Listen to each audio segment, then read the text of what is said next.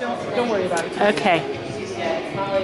My name is Benjamin Thompson. I chose to talk about this sprint because I feel it does a good job representing the fact that our organization has a long history of GI resistance to choices in war that we can't support. In this picture we have people that resisted the organizational concealment of rape in the military. We have people that resisted detention practices that were immoral. We have people that deserted the war entirely. They chose to fight their battles with the federal government when they did, and I respect them for having the courage to have done that. I honor the fact that they're part of my organization. I'm glad to have that. I don't know, I feel like that wasn't right either. That was awesome, actually. That was very good. Okay, well maybe if you can tag that in. My name is Kelly Doherty, and I'm an Iraq veteran and one of the co-founders of Iraq Veterans Against the War. And I chose this print of Camilo Mejia because Camilo was the first soldier who had been to Iraq who took a public stand to refuse to deploy back. He had come home on leave and refused and went underground and was AWOL for a while before finally being court-martialed and serving time in prison for refusing to go back. And I chose it because Camilo is just a wonderful person and one of my dear friends, as well as being a huge inspiration. And when I learned about Camilo's story, it really inspired and moved me, because when I found out I was going to Iraq, I was opposed to the idea of invading Iraq. I didn't want to go to war. I thought about the possibility of refusing to go, but it just seemed like an impossible choice to make, a choice you couldn't possibly refuse orders. It would just ruin your life. And then meeting Camilo and seeing that, yes, he and other people had done that. They had refused orders and said, I'm not going to participate, I'm not going to go. And their lives hadn't been ruined. I mean, not that it wasn't difficult and hard for them and that there are consequences to it, but that they were able to go through it, get a lot of support, and move on with conscience.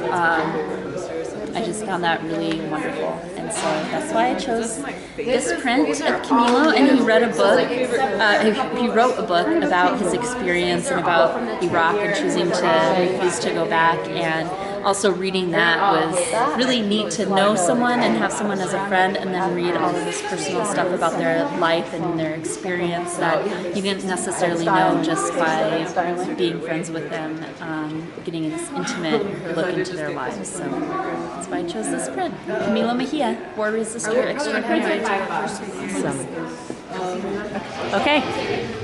Hello, Matt Stiles. I'm a United States Army veteran. I've been a member of Iraq Veterans Against the War since somewhere around the end of 2011. And I picked this print to speak about because I found it very interesting. It's very basic in its nature with the hands extended,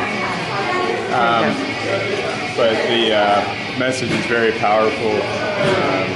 Being titled Combat Rations, to me it's an indication of a choice a soldier has to make.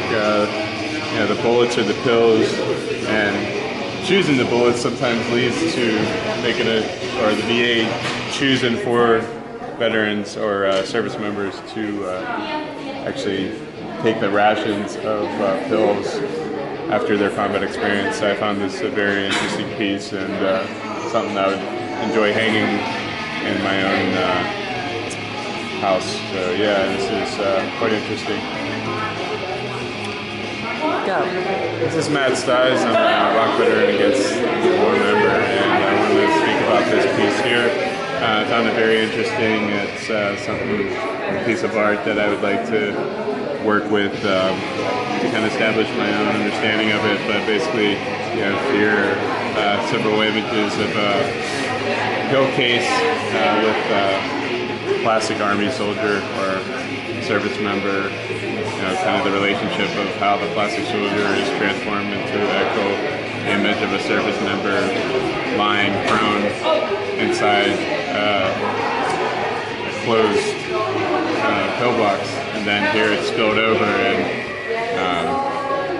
looks like the soldier's trying to escape the pill box. And this is kind of the way I think veterans feel sometimes, like they're stuck with a cap over their life. They don't know how to express themselves or how to live in a society that just throws chemicals at a problem opposed to actual compassion. So I find like this is a search for a service member looking for someone to at least extend some sort of compassion and an escape from the chemical world that VA serves us. Awesome. Okay, My name is Grant Wyman. a little higher. Higher. Right. My name's Grant. I picked these drawings, or these prints here, due to the fact that this is the first IVAW member that I did meet in Columbia, Missouri in 2012, if I was sorry. About 2.5 months later, I did get to see him again here in Denver at Amanda Martin's house. As we all know, Mr. George took his life this year. So, yeah, I'll never forget him.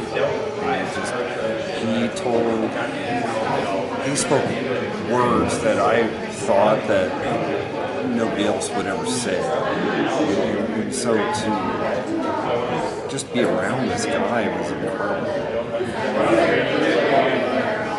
I don't really have too much else to say other than if it wasn't for Jacob George, I wouldn't know anybody. He's definitely been an inspiration. He's kept me going at times. Definitely all miss him. I think that's definitely an understatement. Yeah, that's about all I got. Thank you. That's awesome. Go. All right. My name is Garrett Reppenhagen. I served in the U.S. Army 1st Infantry Division in Iraq and Kosovo as a sniper. And I chose this piece because it's a friend of mine, Thomas Young, who I met way back in 2006. And he was filming a movie called Body of War about his experience recovering from injuries he suffered in Iraq. He was shot and paralyzed in Iraq very early on, as soon as he got there, and he was wheelchair bound, and Phil Donahue created this great documentary about him, and I met him through the process and became lifelong friends, which unfortunately for him ended this year, mid-2014, where he lost his life as a long struggle with his war injuries. And this actually is a quote from him from a letter to George Bush and Dick Cheney in the administration, just reiterating how awful they were and how they directly contributed to the neglect and the harm of thousands and thousands of service members during their course as decision makers. So this is in memory of my friend Thomas. Thank you, Garrett. Go. Hi, I'm Terry Leichner. I'm here because I helped co-found IVAW here in Denver back in 1970, and then also took part in Operation Dewey in Washington, D.C. during the mobilization days against the Vietnam War.